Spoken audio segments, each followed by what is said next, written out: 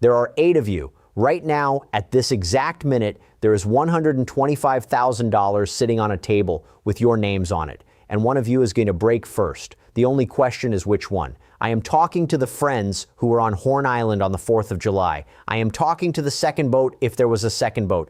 I am talking to the person who got a Snapchat that night and swiped it away. I am talking to the friend of a friend who heard a piece of it in the parking lot and told nobody. Every one of you just became the most expensive person in Jackson County, Mississippi. Because last night at 10:03 p.m. Central Time, Terrell Owens picked up a phone, called a lawyer, and added $25,000 to the reward fund for information on what happened to Nolan Wells. $25,000 from an NFL Hall of Fame wide receiver written into the pot in the middle of the night on top of what was already there. Let me tell you how that number got built, because the order of who put it in matters almost as much as the total. Monday, July 20th, the funeral at Centerpoint Church. Al Sharpton walks up to the pulpit. He does not just eulogize Nolan, he announces that his organization, the National Action Network, is putting up $50,000 for information leading to the arrest of anyone responsible.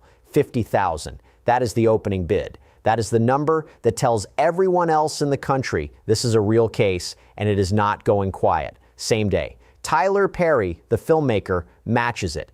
$50,000 from Tyler Perry Studios. Not through a foundation, not through a company. From Tyler Perry personally. That is $100,000 on the table by the end of Monday afternoon. Then comes Tuesday. Tuesday is the funeral repast, the press conference, the family walking out to the cameras with red eyes still swollen. And at 10:03 at night, after the news cycle was already supposed to be over, Terrell Owens picks up his phone. 25,000 more, announced right there at the stage where the family was standing. That is how you get to $125,000, 50 from Sharpton, 50 from Perry, 25 from Owens, announced in stages, announced in front of the mother and the father, announced in a way where anyone who thought this story was going to burn out over the weekend just found out it is not burning out. Ben Crump said one sentence at that press conference that I want you to hold on to. He said, "This tragedy will not be swept under the rug." Read that again. Swept under the rug. That is the phrase he chose. That is not a phrase you use if you think the system is doing its job. That is a phrase you use when you are telling the country we are watching the broom. Now, I need to talk to you for a minute about Terrell Owens, because most people are going to see the check and miss the message. If you only know Terrell Owens as a football player, you are missing why his name is on this list. Terrell Owens is not a random celebrity. He is a Hall of Fame wide receiver. He is one of the most famous wide receivers in the history of the sport. Now stop right there. What position did Nolan Wells play at Southwest Mississippi Community College? Wide receiver. Same position, same route, same dream. That is not an accident. That is a signal.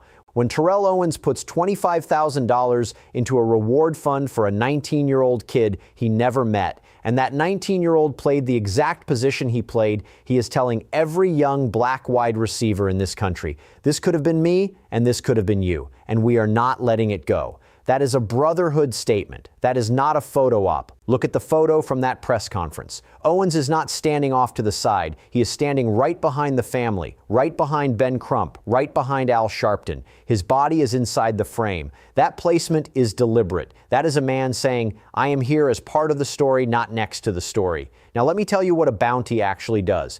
Because a lot of people think a reward flips the person who did it. That is not how it works. Not in a case like this. The person who did something wrong is the last person to talk. They are dug in. They have a story. They have practiced the story. They have told the story to a parent, a girlfriend, a lawyer, and by the time a reward hits the news, they have said the story so many times, they almost believe it themselves. Money does not move them. They are too committed. You know who money moves. Money moves the person on the edge of the story. The friend of a friend, the person who was at the marina but did not go to the island. The person on the second boat, if there was a second boat. The girlfriend of somebody on that trip who heard him talking in his sleep.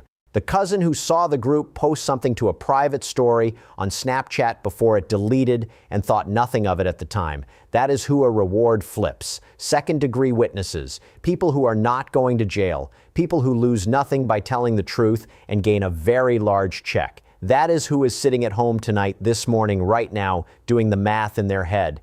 And I promise you the math is being done. I promise you somebody somewhere in Jackson County is looking at that number and thinking about their car note, about their kids' tuition, about the mortgage, about their mother's medical bills. $125,000 is a life-changing amount of money for most families in this country. And the truth was going to come out anyway. So why not come out with the check? That is the psychology this reward is aimed at. It is not aimed at the guilty. It is aimed at the ones next to the guilty. Now here is the uncomfortable part, and this is where you have to be honest. Sheriff Mike Ledbetter of Jackson County has interviewed roughly 60 people who were on Horn Island that day. 60, he said so himself, on camera. And he is still, right now, 3 weeks after Nolan disappeared, publicly asking for anyone who heard, and I am quoting his exact words, an argument, disturbance, or other unusual activity to please come forward. 60 interviews, and he is still asking for the argument to be reported. Read what that means. It means in 60 interviews, nobody has said, I saw an argument. Nobody has said, I saw a fight. Nobody has said, I heard a shove, a shout, a raised voice, a chase, a splash, nothing. 60 people on a small island on the 4th of July, and every single mouth is closed on the one detail that would actually explain how a 19-year-old wide receiver ended up in the water and did not come out for 4 days. Silence like that is not an accident. Silence like that is a decision, a group decision, and a bounty like the one that just landed is aimed straight at that group decision, because a group decision only holds until one person changes their mind. And a group decision only holds until the price of holding it is higher than the price of breaking it. $125,000 just raised the price of breaking it. Now, I want to say something that is going to make some people in the comments angry, and I want you to sit with it anyway. Look at the list of people who put money into this reward fund. The National Action Network, Tyler Perry, Terrell Owens. Now tell me who is not on the list. The state of Mississippi is not on the list. Jackson County is not on the list. The city of Ocean Springs is not on the list. Not the governor's office, not the attorney general, not a single federal agency has added $1. Not a single Mississippi taxpayer dollar is in that pot. Every last cent of that $125,000 is private money. Every last cent. Let me say what that means in plain words, because this is the sentence people do not want to say out loud. The people paying to find out what happened to Nolan Wells are not the same people whose job it is to find out what happened to Nolan Wells. That is a 2-sentence description of a broken system. Read it again. The people paying are not the people responsible. And the people responsible have not paid. If you are watching this right now and you are an older parent in a Hispanic household, in a black household, in a working class household, anywhere in the United States, you already know this feeling. You have lived it. You have seen it in your own neighborhood. You have seen it in cases in your own city. You know exactly what it looks like when your community has to pass the hat to get an answer that the government should have already been paying to find. This is that. Again. So now the question is what to do with this video.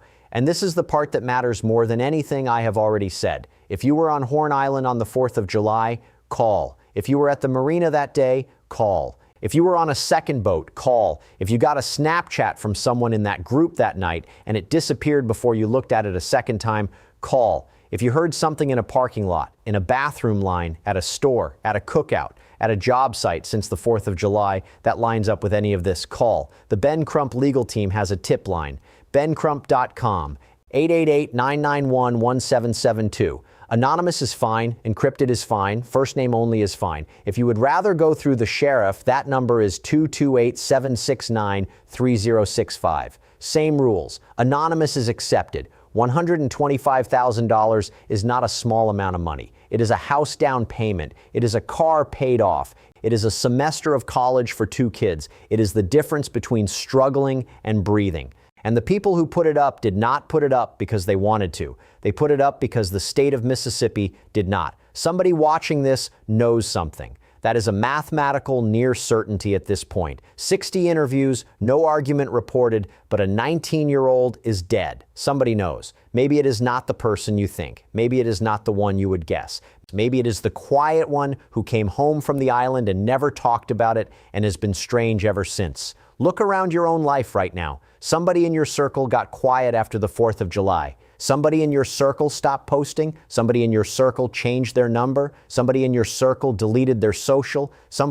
And that somebody just became worth $125,000. Before I let you go, one more thing. Ben Crump is releasing the independent autopsy findings this morning at 8 a.m. Central Time in Chicago. If that report says the word drowning is not the whole sentence, this reward is not going to stay at $125,000. This is not the ceiling. This is the floor. Because the moment the medical evidence stops matching the sheriff's early statement, every single major donor in this case is going to feel the pressure to add more. If you are one of the 8, understand what you are watching. The number goes up, the pressure goes up, the silence gets more expensive by the hour. You have a window. That window is closing. Stay on this channel. When the autopsy drops, we cover it. When the phone gets reviewed, we cover it. When the first person breaks and takes that check, we are going to be here for that too. Subscribe, turn the bell on. Comment which one of the 8 you think is going to talk first. And if you know something, do not comment. Call the number,